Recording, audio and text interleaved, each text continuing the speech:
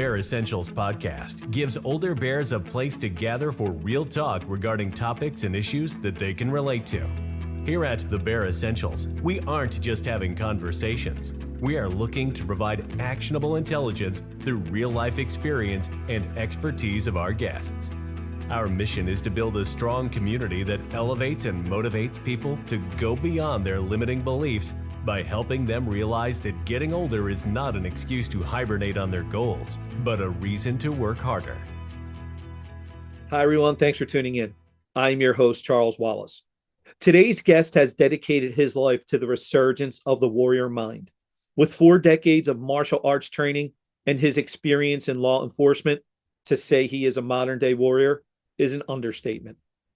Having cultivated his philosophies of what a modern-day warrior should be, he is now spreading his philosophies so that men everywhere can elevate themselves to a place where they can dominate every facet of their lives. This movement is known as the Men of War. So, without further ado, let's jump into my interview with Rafa Conde. But first, a word from our sponsor. The Bear Essentials podcast is sponsored by Fire Beast Jerky. With flavors ranging from tropical flair to sweet reaper, Fire Beast has something for all jerky lovers. And with over 30 years of experience making small batch, big flavor jerky, Fire Beast is sure to deliver quality, affordable jerky directly to your doorstep anywhere in America. So head on over to firebeastjerky.com and be sure to use code BEAR10 at checkout and receive 10% off your order from Fire Beast, the heat that is sweet. Hey, Rafa, thanks for joining me today. How are you? I really appreciate that you took some time to join me and to talk to my audience. So thank you for that. Hey, I am doing spectacular. First and foremost, I want to say thank you because it's an honor for me to be on a podcast like this, and I appreciate you having me on. Yeah, I was really excited about it because I think, doing a little bit of research and reading some of your stuff, listening to some of your podcasts and some of the podcasts you've done, I think you will add a lot of value to a lot of the people that listen to this. So that was the goal. Rafa, let's obviously, for those who don't know you, could you maybe give a brief introduction of yourself and who you are and what you're doing? Sure. First, let me go back a little bit of my career and then kind of work myself up. Initially, I was a Wall Street broker. Many years worked on Wall Street during the late 90s. And it was one of those times where you would throw a dart at the Wall Street Journal and stocks would basically go up. And everybody was making money at that time on Wall Street. One day, I decided to kind of reflect a little bit deeper on my life. I sat down next to my wife and I looked at her and I said, hey, honey, I don't think I want to be a stockbroker anymore. And I want to go out there and be a cop. I want to make a difference in my life. I want to start living a more meaningful, more purposeful life. And she looked at me and she said, listen, you're doing God's work, whatever the mission is, I'm with you. I support you. I'm your rock. And there we went. A year after that, I was working for one of the most violent cities in the United States. My goal was to be a narcotics agent, to work undercover and to go out there and make a difference in my community. Within a couple of years, I was assigned to the vice unit. From there, I went into, I was selected to be part of a government-initiated task force. At that time, it was President Obama who had initiated the task force. There was a pill epidemic going across the nation. And they needed a task force here in Broward and Palm Beach County, and where the main source of pills were coming. And at that time, pills were, higher than cocaine and higher than fentanyl and heroin, and they were the drug of choice. So task force, we started, it was the multi-agency diversion tactical task force. And from there, after that assignment was completed, I went on to become a DEA task force agent. I worked at the tactical diversion squad there for many years. And from there, in between there, I made the SWAT team. I taught in the police academy for over 12 years, mostly defensive tactics and firearms and high liability. I worked as a hostage negotiator, field training officer, a detective. I had a very, very long lasting and powerful career. And well, here I am, a Man of War CEO of a company right now, one of the fastest growing companies in the leadership and consulting industry. And that came about one day. I was at the police academy and I started seeing the weakness in men. It was just like filtering through.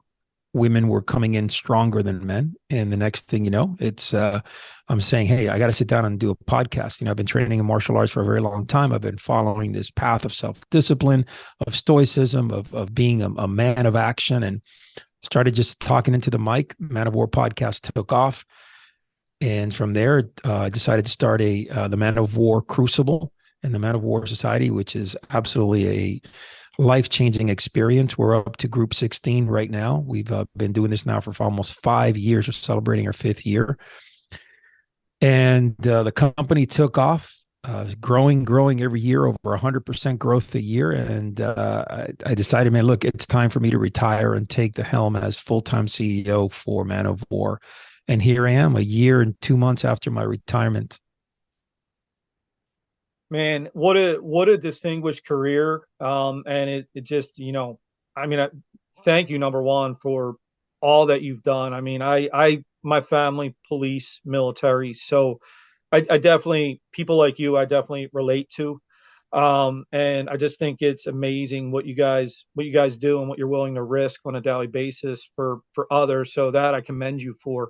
I was interested to, definitely not as much as you, but growing up, I've always been involved in martial arts, boxing, things like that. What martial arts have you studied? Well, I started studying judo, which is my primary art.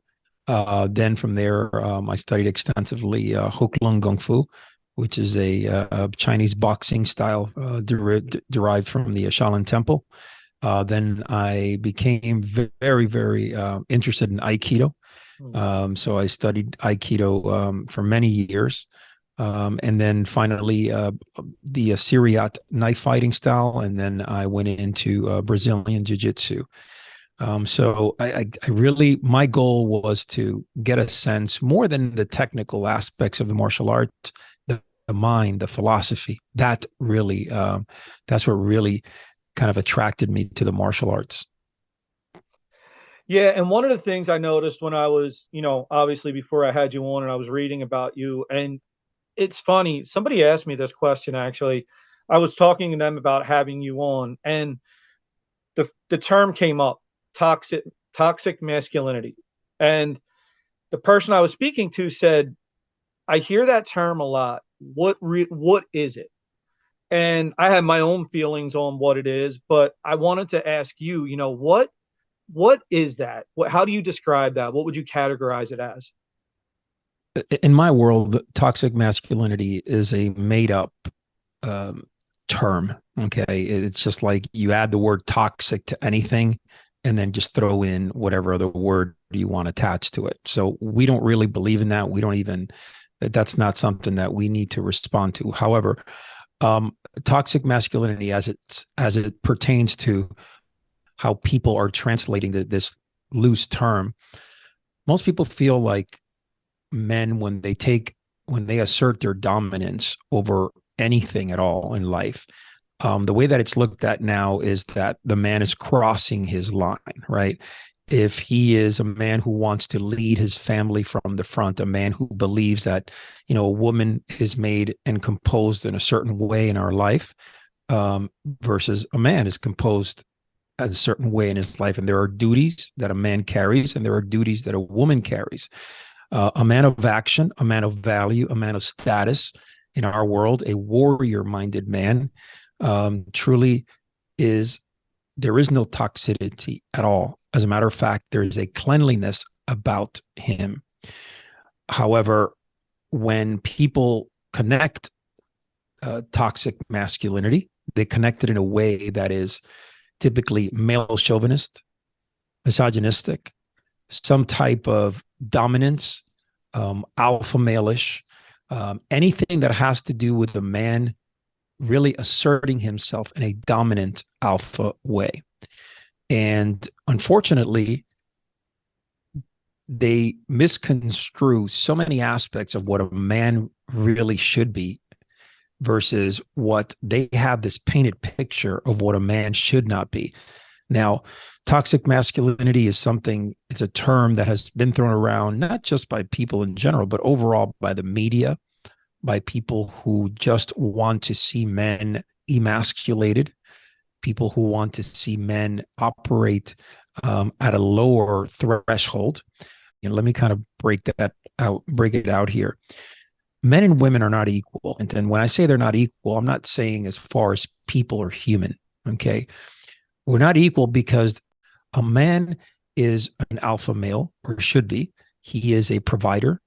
He is someone who protects his family. A woman, on the other side, is a nourisher. She is someone that brings in a certain love, affection, compassion, and security to that man and to that family. So when you say that they're equal, that's not necessarily true. They're doing completely different jobs. Yeah, I think you did a great job of explaining that. And it's funny because one part of that I mentioned to my friend today was, I said, honestly, I believe that it's just somebody takes the word toxic, combines it with masculinity, and people run with it. And I also like that and I know growing up, I mean, I'm 51 now, and I know growing up, being a little older, I think I seen more of also what you described as I was a kid, right? I know, and it just, a family was set up differently, and there was nothing wrong with it, and there was nothing ever wrong with, and even to this day, right? I don't think there is anything wrong, and I think all people, men and women, should embrace their strengths and differences, right? And they should celebrate it. And I think there's absolutely things that I look at my own family. There's things that my wife does that I absolutely suck at, and I don't think I could do as well as her. Same for me, and I don't think that's a bad thing.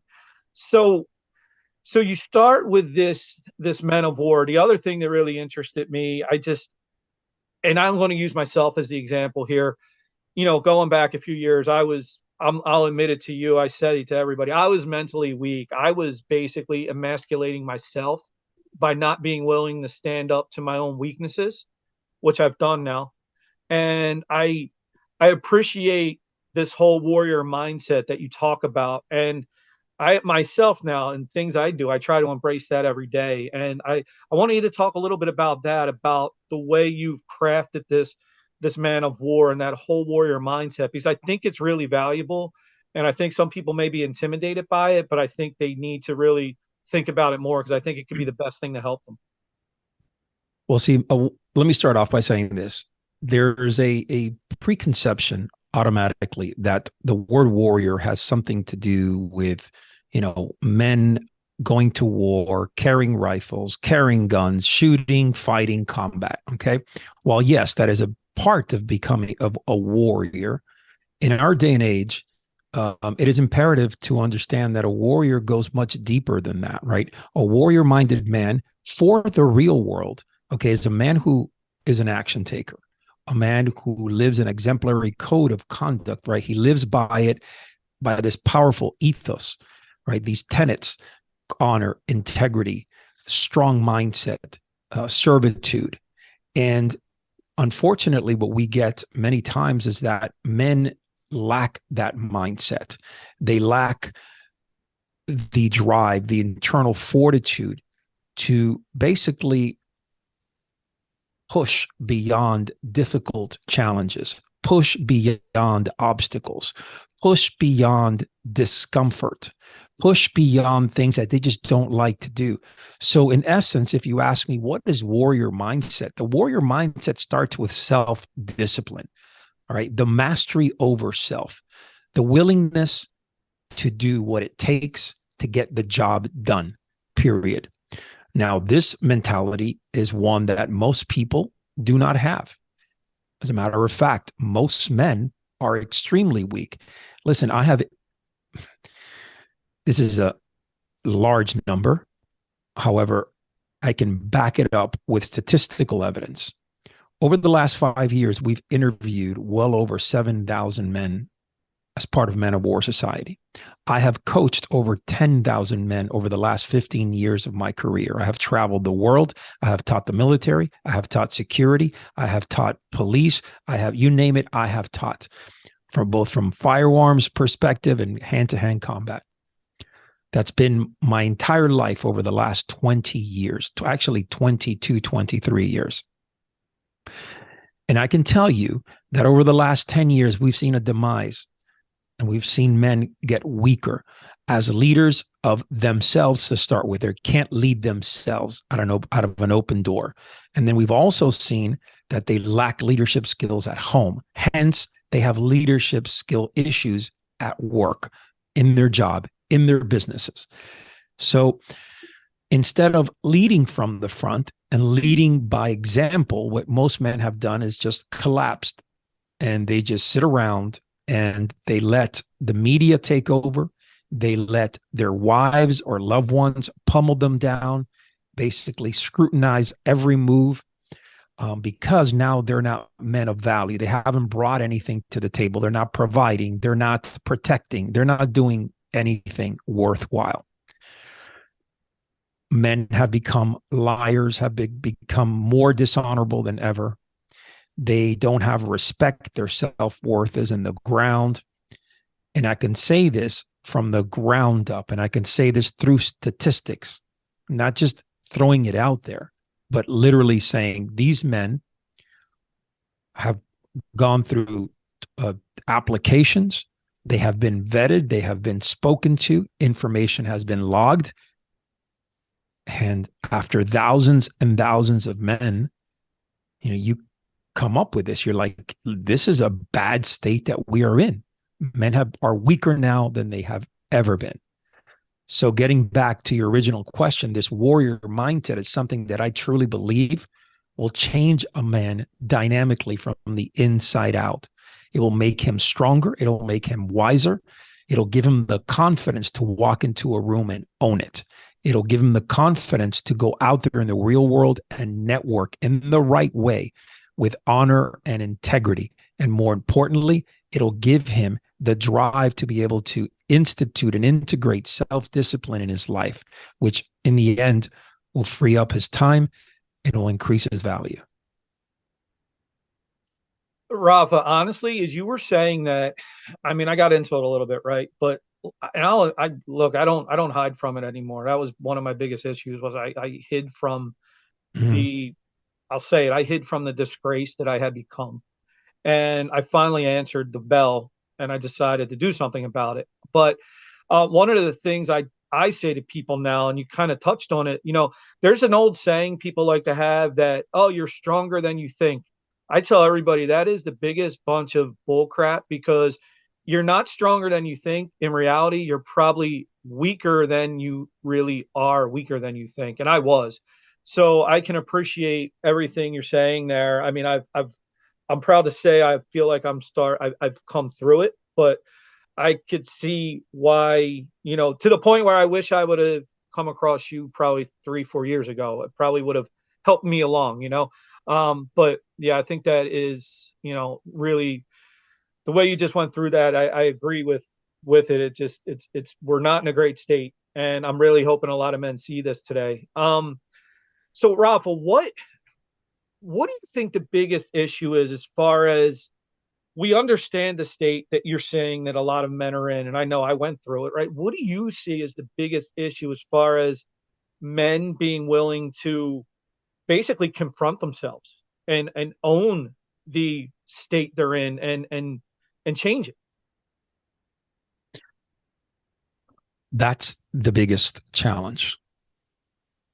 For a man to look in the mirror and really see who he is, it's a huge challenge. Obviously, from a psychologist perspective, from a psychological perspective, right? I mean, we are we're human beings, and we're always going to try to inflate our egos to make us feel better, to have more confidence. So sometimes what we see through our eyes in the mirror is not really the person who we are. It's this make-believe person. So men fall in this false sense of deception, right? This sense of deception, the false sense of security, a false sense of who they are now. And it's a shame, because if men really started to look at themselves just a little bit tighter, a little bit longer, and a little bit truer, they would be able to identify strengths, their weaknesses, and work on what they needed to work to grow. But what happens now is that men walk around with this false sense. They feel like either they are on the one part of it is they feel like they are the king of the planet, like they have it all together. The other side is they have no self-worth and they feel like they can't do anything correctly. So you have two sides to the totem pole for these men, right? And there is no one way. Those extremities are both terrible, because the guy that has confidence, and listen, this is the deal. Men who walk through our path into the Men of War Crucible, we have, I would say there is more hatred with our program from like guys that are soldiers and Marines and people like that, because they hate that. They think that somehow the men that come in through our program, should not be doing that. And because then, the name Crucible and things like that, and they start getting to a level where it's like, well, this is only for the Marines. Let me say this. Okay. Let me make this very clear. And I say this very often. In the Men of War Crucible, about 30 to 40% of men who come through that crucible are soldiers, some types of veterans, combat veterans, police officers. The other are typically CEOs and business owners. It stems from 21 years old all the way to 62 as our oldest graduate. Okay. And these men are confronted with who they are in reality in the battlefield of the crucible. Okay. When they step into this program, they are seeing who they are. It is a true mirror of who they are. They can't run and they cannot hide. And that's what this program does. It basically puts you out there and everybody can see what you're about. And we don't do it in a demoralizing way. We do it where hopefully you can see yourself, where your true self can come up to the surface. So I say this because a lot of soldiers and police officers and even firefighters, they have this inflated ego of I served and I was there and I was in war and I saved souls and I did this and that. And they're living in the past. They're resting on their laurels. And they have this false image of who they were, thinking that they are that person now. And they are the farthest from that person now. As a matter of fact, they can't get any farther. They don't show up. They live dishonorable lives. They are individuals who aren't doing anything but spitting poison across the board. This is how men in our society are growing here. They're either resting on their laurels or they're feeling so bad about themselves that, you've seen the suicide rate. I don't have to tell you, okay? The suicide rate has been completely off the chain here over the last decade. So seeing a man and learning how to see yourself in that mirror. And I write about this in my book. And a lot of people come to me about that chapter. Learning how to do that is imperative. I tell people, look, sometimes the mirror is going to lie to you.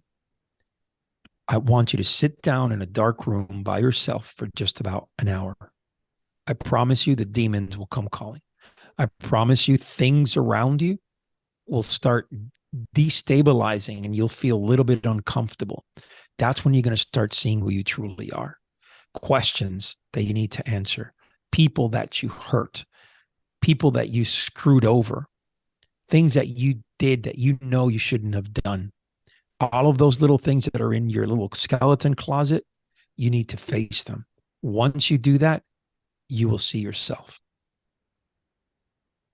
So when I get that part, and I think that's really the hard part, is coming to grips with your true self.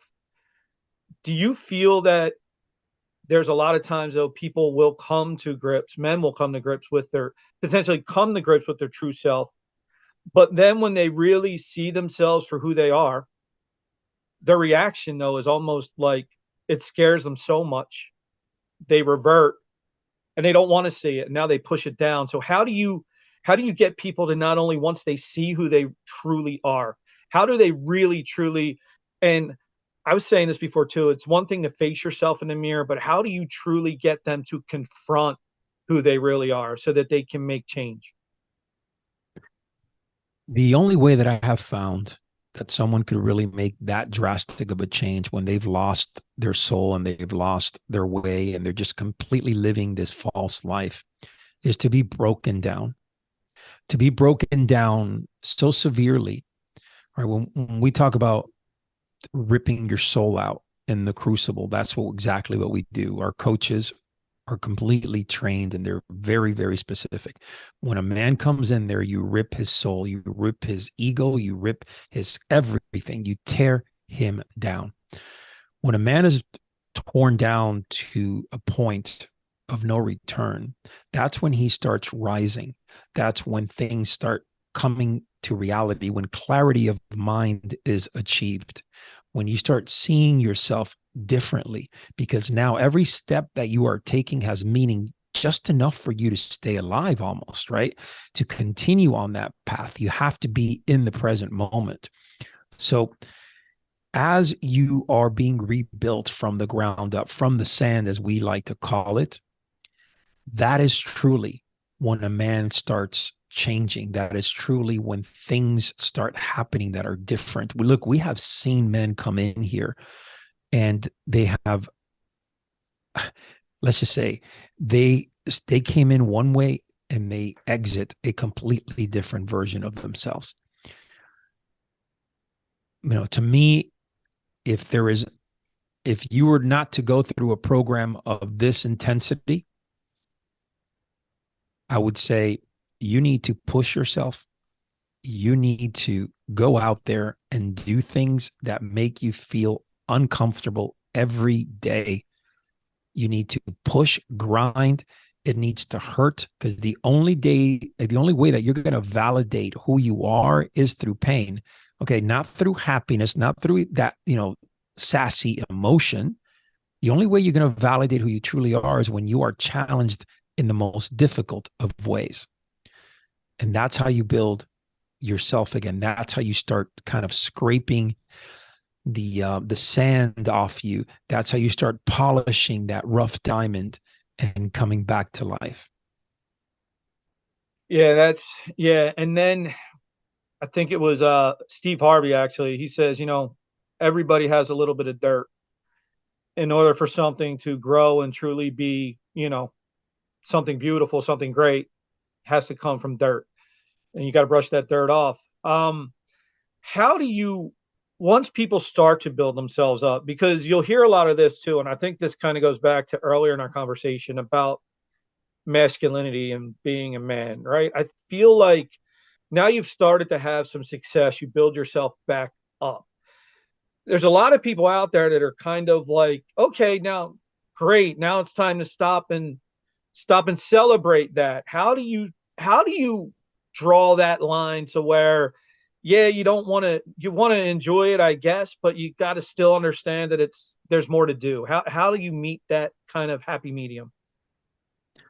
Well, think of it this way, all right? Stoicism, right? You have to understand that being a stoic man is part, in my opinion, it should be part of every man out there. All right. You should never get taken by overwhelming emotion. You should never be sucked in by an overwhelming emotion. As a matter of fact, you should try to do your best to maintain even keel in the highs and in the lows. No matter how good you have succeeded, no matter how incredible you're doing, remember that there is always a downside, that at any time that can be ripped right from under you. So celebration is great when people celebrate their accomplishments, when men go out there and, they think, hey, I've achieved a certain level of status, I've achieved a certain level of success, or I've achieved a certain level of notoriety. Okay, that's great. But be very careful, okay, of you celebrating that to a point where it becomes almost egotistical, self-centered. It becomes narcissist, because in the end, your growth should always be a representation of how much you want to help others. It's everybody knows this, but I'm just going to throw it out there. Growth, internal growth is great, and we all strive for that. But the reality, the true growth happens when, because of that internal growth, you are serving for a higher purpose and you are giving of yourself. When you achieve that balance, you have truly achieved success. Man, that's poignant to me. And it just, you know what, for me, at least, it's perfect timing. I mean, I've kind of been going through some of those thoughts, and that's really, I appreciate you saying that. One thing I did is we talk about growth, and we talked about facing yourself and really truly seeing yourself in the mirror. There's different schools of thought. Some people think leave it behind, don't look back. I'll just tell you for me, I still see the overweight, worthless guy in the mirror. And I feel, for me at least, that's who I have to see so I don't become him again. What are your thoughts on the past, that version of you that may not have been great? Do we keep it close, or is it something we need to distance ourselves from? Keep it so close to you, so it'll remember, so it'll be ingrained in your mind. So keep it so close to you that it'll be ingrained in your mind, never to go back there again. Sometimes you need to keep the dark, the bad, the ugly so close to you, so it's vivid, so it's there, so you know that all you have to do is sway one way just a little too far and you fall back in the trap. That's what keeps your edge sharp. I talk about sharpening your sword every day, and there is nothing more powerful than to know that on this side of the house, okay, is where you don't want to be. See, people that say leave things behind, leave your old self, or whatever, this is what happens. When they do that, they don't have anything else in front of them to guide them away from it, okay, away from that self that they didn't want to be. And they start building themselves to another type of person, which is great. But in reality, they don't have any measuring sticks now. If it's not there, someone that they can see, that ugly person from time to time, there's no incentive, there's no drive, there's no pull to become better and stronger and wiser now. Now, we'll say this. I believe that every man reinvents himself at least 3 times in his lifetime, as high as 5 times. I have seen that to be true. And when you are reinventing yourself, there is nothing more powerful than for you to see your ugly self, your weak self in front of you every day, and absolutely fight it off so you can continue building on your path. Yeah, again, I mean, I really appreciate that. And I think a lot of people are going to benefit from that. So Rafa, I guess I'll just ask, for the people watching, and I'm sure a lot of this is really resonating with people, but as we all know, right, it might be resonating, but right now, like, what would you say to those people, to whether it's the Man of War, whatever it is, what do you say to them to take that final step now, take that first step now to start to proceed to change? What do you say to them if they're on the edge of kind of wavering? All right, so this is what I say. Believe in yourself. Believe that you are worth investing in yourself. Let me be very, very clear. The chances of you going out there and all of a sudden reinventing yourself and you're just going to be a better person because you read a book or because you just feel like it are slim to none. You can sing that tune. You can, think it over and over in your mind and watch great inspirational movies or YouTube videos. But the reality is that it's not going to happen that way. So surround yourself with other people who are going to support you, hold you accountable, push you, who are going to inspire you. And sometimes, in order for you to do that, you have to pay the piper. That means that you have to go to networking meetings, you have to go to events, you have to get out there and be exposed. Whether you come through our program, the Men of War Crucible, or whether you come, into the Men of War Society or the Kingsman Syndicate or any of the Blitz Academy, any of our programs, that's irrelevant. The point here is that you need to get around other good, strong people, because that will make the difference in your life if you truly want to make a change. Man, Rafa, I could talk to you all day. Honestly, I think this has been fantastic. So just wanted to close with how can, if it's for your programs, run and just let you give a chance to tell people how they can connect with you. Obviously, I'll put some stuff in the show notes, but how can they find out more of what you're doing? Thank you, man. Very simple. You just look me up, Rafa Conde, that's Conde. Men of War is the name of the company. Men of War Crucible. That's MEN of War Crucible.com. That's where you can go. You can go right into our landing page, submit an application there. Right now we're booked up, usually 6-7 months in advance. We hold 5 crucibles per year. We're going international this year, so there'll be a 6th one. And of course, we have manofwar.us. That's MAN of war.us.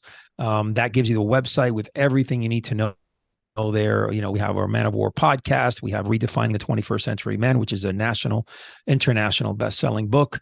And then we have different programs and things like that if you want to be part of this Man of War movement. Of course, YouTube is one of our biggest things that we're building right now. So that would be appreciated. YouTube.com, and that's /Man of War. And you can check me out on Instagram at Man of War with 2 R's. Yeah, thank you for that, Rafa. I hope that everybody checks you out. I want to definitely keep all this, put it in the show notes, make it easy for people. Listen, everybody, Rafa, thank you so much, man. This has been enlightening for me. I really, really appreciate it. Listen, man, thank you before you go. Thank you so much. Okay. It looks like you're a very, very strong man of honor, someone that is looking to do the right thing and disseminate a very powerful message to your listeners. I hope they can get some takeaways from this. And again, it's been an honor for me to be on this show. Yeah, Rafa, thank you. I really appreciate that. Thank you. So I usually close with thanking everybody for joining. I'm going to close a little different today. I hope this resonated today with people. And I'm asking you today, as you stop listening, as you stop watching, turn off your computer, sit down 5-10 minutes, just think about some of the things that got said on this podcast today. And after you do that, take a look in the mirror. It might be hard, but give it a shot. You might not like what you see, but you're going to have to confront it at some point. So thanks, everyone. Take care. This has been the Bear Essentials. Thanks for listening. And remember, never hibernate on your goals.